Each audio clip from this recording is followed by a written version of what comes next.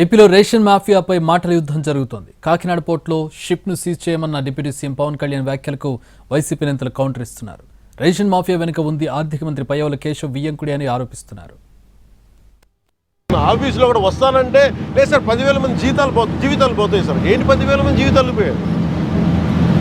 Port ఉన్నదేంటి మీరు కూర్చోబెట్టి స్మగ్లింగ్ చేయడానిక? Seize the ship. If any pressure comes from central government, we'll see.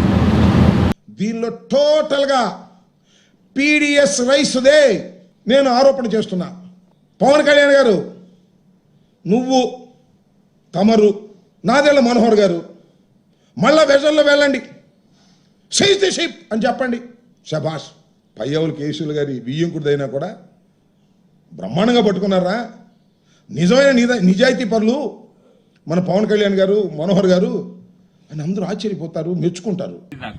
Velpur scene ఈ రాష్ట్ర ఆర్థిక శాఖ మంత్రికి వియ్యంకుడు.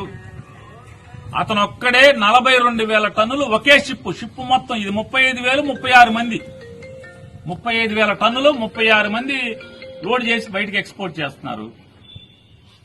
నైజీరియానే అక్కడికి వెళ్తుందంట ఆ వేల్పూర్ సీనుది.